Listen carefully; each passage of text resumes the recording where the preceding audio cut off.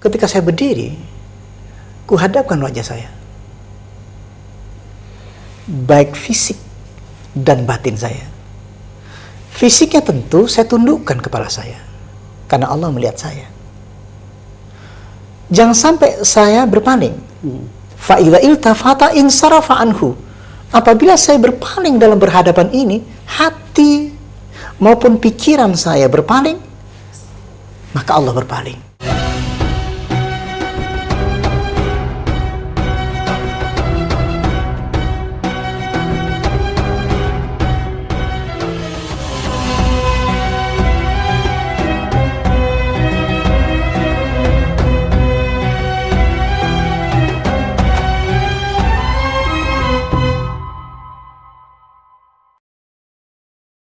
Assalamualaikum warahmatullahi wabarakatuh. Sahabat khusyuk yang dirahmati Allah, kembali kita berjumpa dalam kajian sholat seputar sholat khusyuk, Ustaz. Ya. Tadi sudah dibahas panjang soal bab berdiri, Ustaz. Dalam berdiri itu kan tentu banyak hal yang selain tadi bacaan yang nanti belum dibahas tadi soal bacaan ya, makna tadabbur bacaan. Tapi ada banyak hal juga yang tadi sempat Ustaz mengutip sebuah hadis yang mungkin saya ingin coba eksplorasi, Ustaz. Bahwa ketika berdiri, orang yang tidak khusyuk tentu ingatnya kemana-mana ya. Ingatnya mungkin ke pekerjaannya, ingatnya ke persoalan hidupnya gitu ya.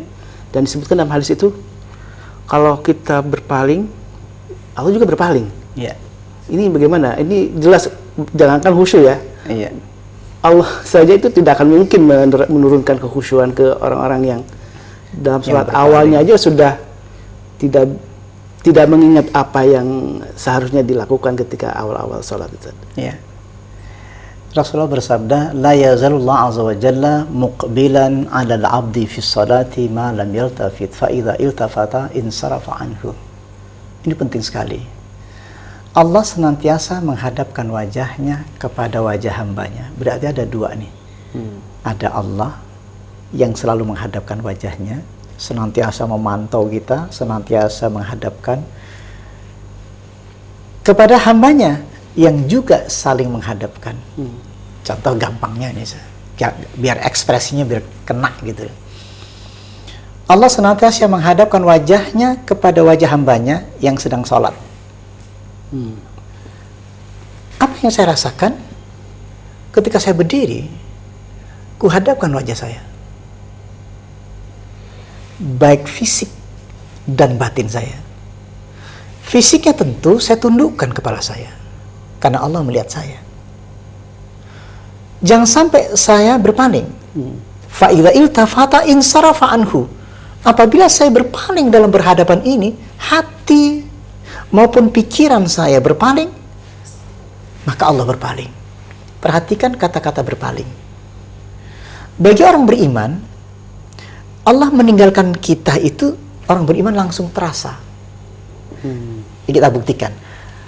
Ketika ala bi dzikrillahi tatma'innul qulub, maka Allah turunkan tenang ke dalam hati orang yang berdiri tadi. Karena zikir itu tatma'innul qulub, menghasilkan ketenangan. Ketika Allah berpaling, tenang itu dicabut.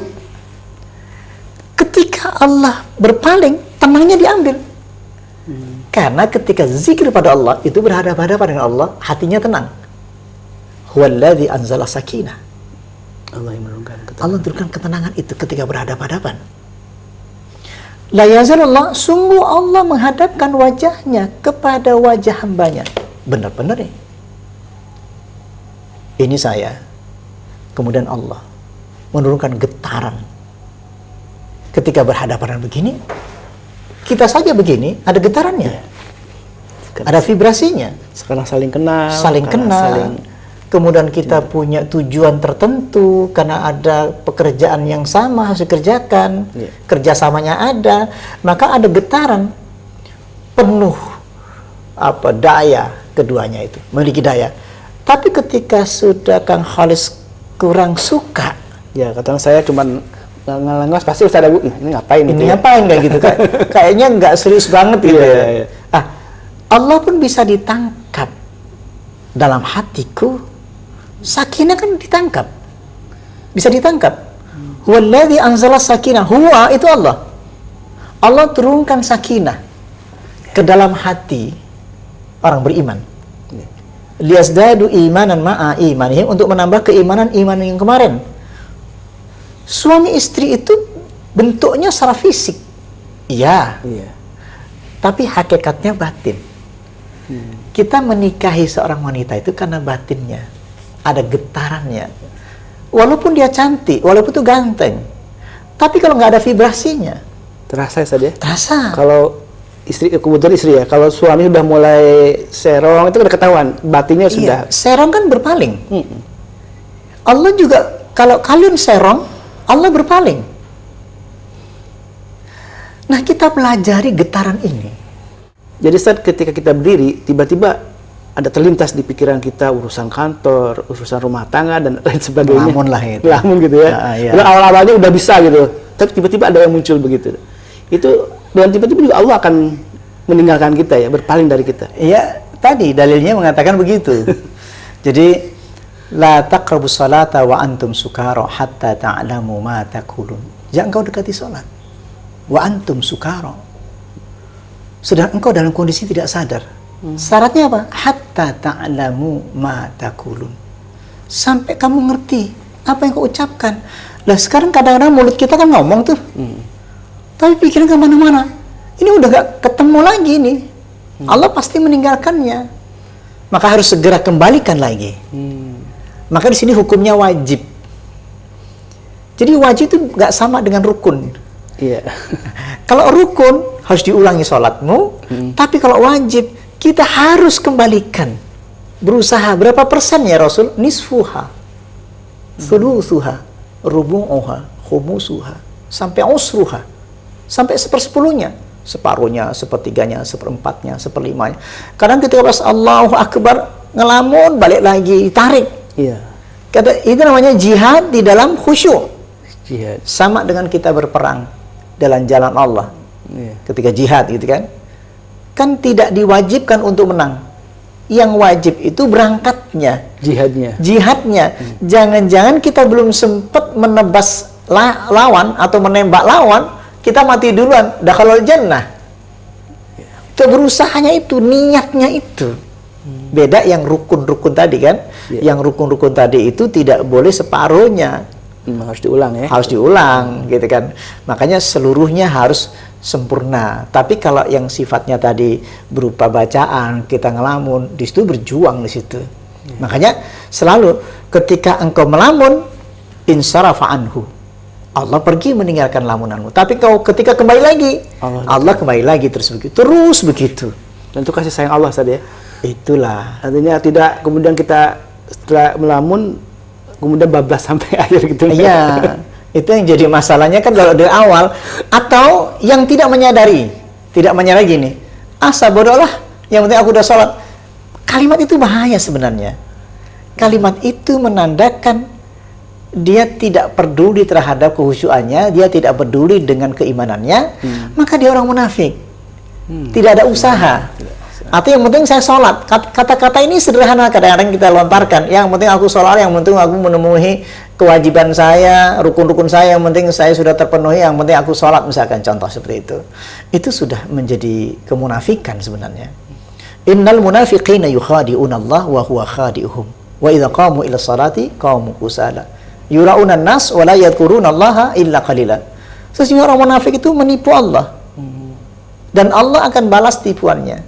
Wa idza qamu ila sholati, dan apabila dia bersalat, qamu kusala, dia berdirinya itu malas sekali. Dia tetap sholat tapi malas.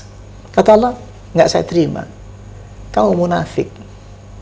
Wala yadhkuruna Allah. Kenapa? Kamu tidak zikir kok dalam hatinya, walaupun lisan yang ngomong Allahu Akbar. Kamu tidak zikir kok ketika iyyaka na'budu wa iyyaka nasta'in. Engkau tidak zikir kok walaupun engkau mengajarkan qul huwallahu ahad Allahu samad lam yalid wa lam yulad wa lam yakul lahu kufuwan ahad. Engkau tidak zikir kok walaupun lisanmu mengatakan qul huwallahu ahad, tapi hatimu tidak mengatakan Allahu ahad. Kenapa? Hatimu bercabang. Orang munafik. Padahal kalimatnya qul huwallahu ahad Allahus samad, tapi engkau tidak mengatakan Allah tempat saya bergantung. Engkau tidak bergantung kok. apa yang diucapkan dengan apa yang Nggak di hati sama. nggak sama. Itu orang munafik. Makanya pentingnya baca al-ikhlas itu kul huwallahu ahad, Allahus samad, lam yalid wa lam yulad wa lam yakul lahu kufuwan ahad. Kamu tetapkan. Betul-betul kau bergantung betul-betul engkau meminta kepada Allah, maka di situ kekuatan tauhid. Orang yang bertauhid di dalam ini, maka kekuatannya luar biasa, dahsyat sebenarnya itu. Ahadun ahad. Waktu perang Badar kan menggunakan kalimat itu, ahadun ahad. Tauhidnya dikuatkan. Ini penting tauhid itu. Nah itu kira-kira seperti itu. Tapi Ustaz, ketika berdiri itu kan ada sebuah tahap yang puncak yang disebut dengan ihsan itu Ustaz ya. Itu prosesnya ketika awal itu apakah sudah bisa dilakukan Ustaz? Merasa bahwa Allah, kita melihat Allah itu kan ya. Anta'budullaha ka'annaka tarah fa ilam takun tarah fa innahu yarak. Jadi engkau beribadah kepada Allah seolah engkau mampu menggunakan mata. Kalau engkau tak mampu pakai matamu, memang nggak bisa dilihat oleh mata. Fa innahu yarak. Sesungguhnya dia melihat engkau. Artinya sama nyambungnya kepada ayat tadi. Alladzi yaraka hina taqum wa taqallubaka fi sajidin. Yang melihatmu di saat berdiri salat, ia melihatmu saat rukuk, ia melihatmu saat i'tidal, ia melihatmu saat sujud, sampai ia melihatmu dimanapun ku berada. Itu menjadi pegangan kita sebenarnya, kekhusyuan di situ. Jadi bacaan-bacaan yang kita sampaikan tadi itu adalah bagaimana ketika kita berdiri di hadapan Allah, kemudian kita bersambungkan dengan makna-makna. Jadi Allah senantiasa menghadapkan wajahnya kepada wajah hambanya. Jadi ayat itu berkait-kaitan, jangan terputus. Jadi begini saja, kita nggak sholat nih, kita nggak lagi sholat nih, duduk begini. Allah melihat kita. Allah senantiasa menghadapkan wajahnya kepada hambanya ketika duduk begini. Jadi setiap hari kita duduk begini. Karena kita duduk di mana, kita diam begini, merasakan dilihat Allah. Oh, ini keren nih. Duduk ke sana, merasakan dilihat Allah. Merasakan itu ada rasanya. Alladzi yaraka hina taqumu wa taqallubaka fi sajidin. Ada getarannya. Makanya ketika bersama Allah, Allahu ma'i. Saya duduk begini nih, Allahu ma'i. Allah bersama saya. Apa yang kau rasakan ya Abu Bakar? Fa'anzalallahu sakinatahu. Artinya, Tenang. Allah turunkan rasa tenang. Berarti saya duduk begini bersama Allah. Cirinya bersama Allah dapat dirasakan, Allah turunkan rasa tenang ketika duduk bersama Allah. Walaupun saya berhadapan dengan Kang Khalis, saya tidak merasakan berhadapan dengan Kang Khalis, saya bersama Allah sekarang. Innallaha ma'ana. Fa'anzalallahu sakinatahu. Walaupun bersama Kang Khalis, bahasanya secara batin, aku dengan Allah. Secara fisik, saya dengan Kang Khalis karena saya harus muamalah. Kita harus bergaul, harus berteman, harus dakwah, harus bersama kepada siapapun yang kita hadapi. Kita bersama Allah dimanapun berada. Ini jangan jadi sebuah cerita biasa. Ini real. Ini ada betul getarannya itu. Ini ada betul rasanya. Ketenangan itu ada betul bersama Allah itu. Memang sifatnya subjektif. Tiap orang punya berbeda-beda. Pengalaman spiritual. Yang memang keimanan itu kan tidak bisa diungkapkan, aku beriman loh, gitu kan. Cuman kita bisa menceritakan apa yang kau rasakan hari ini. Aku rasakan, aku merasakan tenang. Subjektif. Tidak bisa dibagi ke orang, tenangnya seperti ini. Tapi ketika bersama Allah, ada tanda-tanda, walaupun subjektif, ada tanda-tanda ketika ada masalah, hati tenang. Sudah, kau dapat gitu loh. La tahzan innallaha ma'ana fa'anzalallahu sakinatahu. Jangan kau bersedih hati, Allah bersama saya. Apa yang dirasakan Abu Sangkan? Aku tenang ketika punya masalah. Aku tenang ketika sakit. Aku tenang, sangat tenang dan tidak ada gelisah. La khaufun alaihim wa lahum yahzanun. Tidak ada rasa takut, rasa khawatir. Kenapa nggak ada rasa takut? Ya mau ngapain lagi? Aku mau sama Allah kemana-mana sampai mati. Wala tamutunna illa wa antum muslimun. Jangan kau mati dulu kalau sampai kau merasakan ini. Insyaallah. Itu yang kita pakai. Insyaallah, Ustaz. Jadi kalau kita punya rasa dilihat oleh Allah, tentu nggak mungkin kita berpaling, Ustaz ya. Nggak mungkin berpaling karena nggak mungkin. rasa dilihat sama Allah. Cuman kita kadang-kadang begini, wah susah Ustadz. Nah itu sering mematahkan ilmunya sendiri. Sudah ngaji nih, 1 hari, 2 hari, berbulan-bulan kita ngaji, ujungnya satu, curhat dong. Itu yang kadang-kadang, ya Allah gitu. Pusing saya dengerinnya gitu. Tiba-tiba curhat. Lah, selama kita ngaji berbusa-busa, menceritakan keimanan berbusa-busa, menceritakan hasilnya ketika bersama Allah itu innallaha ma'ana fa'anzalallahu sakinatahu, berbusa-busa itu mulut. WA tuh. Ustaz, saya masalah dengan suami saya, Ustaz, saya masalah dengan istri saya, Ustaz, saya punya problematika mati ya gitu. Itu yang jadi saya ini orang mau ngapain selagi umur semua ada yang 40 tahun, ada 50 tahun, ada 60 tahun, 70 tahun masih punya masa. Bingung kitanya. Sebenarnya ini menjadi masalah. Kajian ini kadang-kadang nggak penting jadinya gitu loh. Jadi kita berbusa-busa ngomongnya, mestinya ini kan sebuah ilmu pengalaman. Dan jadi memang tanda-tanda itu harus ada, penting tanda-tanda itu. Harus dipraktekkan. Harus dipraktekkan. Jadi ilmu iman itu ilmu praktek gitu loh. Sama gini, kita bikin menjadi chef. Menjadikan resep-resep yang enak. Tetapi orang itu bertanya terus. Saya bilang, ini harus dimakan. Kalau engkau tanya terus resep itu, saya ganti lagi. Enaknya bagaimana? Gimana rasanya enak? Enak kok ditanya. Makan. Prakteklah masak langsung ya. Praktek masak, cicipin. Ada asin atau kurang asin, manis atau kurang manis. Sedap atau tak sedap. Wah, ini kadang-kadang nggak nyambung. Ini bahayanya kalau kita belajar mengaji, kalau hanya mengaji terus. Kalau ayat-ayat itu isinya praktek, perhatikan aja. Huwallazi anzala as-sakinata fi qulubil mu'min. Jangan ditanya. Dia Allah turunkan rasa tenang ke dalam hati orang beriman. Ente tenang nggak? Nggak ada. Salah. Ada masalah. Ada masalah gitu kan. Walakinnallaha habbaba ilaikumul iman wa zayyanahu fi qulubikum wa karraha ilaikumul kufra wal fusuq wal isyan. Tetapi Allah turunkan rasa cinta dan iman ke dalam hati. Dan kejahatan dalam hatinya dicabut sama Allah. Berarti orang iman itu diturunkan rasa cinta dan iman ke dalam hati, jahatnya hilang, nggak ada yang curhat. Kalau tadi keyakinan bahwa innallaha ma'ana. Innallaha ma'ana. Itu kesimpulannya.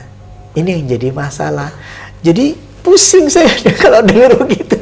Bukan nggak mau diajakin ngomong, tapi kalian itu diajak ngaji itu 1 tahun, 2 tahun, 3 tahun, ujung-ujungnya curhat. Pusing kan? Iya. Padahal dalam kajian sholat khusyuk itu yang tadi tujuannya itu harus mempraktekkan Anda diyarokahina taqumu wa taqallubaka fi sajidin la yazalullah azza wa jalla muqbilan 'alal 'abdi fi sholati ma la yaltafit fa idza iltafata insarafa anhu. Kan hadirnya jelas semuanya.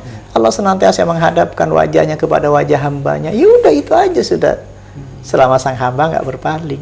Fa idza iltafata, kalau sang hamba berpaling insarafa anhu, Allah berpaling. Mesti ngeri, takut nih. Takut. Ada cirinya nggak Allah berpaling? Ada. Hatinya mengeras. Wa may ya'su an dzikri rahman nuqayyid lahu syaitanan fahuwa lahu qarin. Barang siapa lupa sama Allah, kukirimkan setan duduk dalam hati. Jadi orang yang curhat sana sini galau. Ya, itu salah satu ciri tadi. Kata Allah, aku yang ngirimkan setan hatimu sehingga kau galau. Itu aja. Segala. Iya. Masya Allah. Mudah-mudahan bermanfaat ya. Terima kasih Ustaz. Jadi sudah jelas bahwa rasa dilihat oleh Allah itu harus menjadi kunci ya, untuk meraih kehusyuan. Intinya berarti kalau kita ada rasa selalu dilihat oleh Allah, maka kehusyuan itu akan lebih mudah diraih saja. Ketika mulai takbirul ihram, kemudian berdiri dengan qanitin, dengan penuh kehusyuan, maka dengan mudah Allah akan menurunkan sakinah tadi saja. Sakinah, Masya Allah. Jazakallah khairan katsiran Ustaz. Afwan. Sahabat khusyuk dan rahmatullah, mudah-mudahan kita bisa mempraktekkan apa yang disampaikan oleh Ustaz, karena ilmu khusyuk itu bukan ilmu hanya teori, tapi praktek. Wassalamualaikum warahmatullahi wabarakatuh.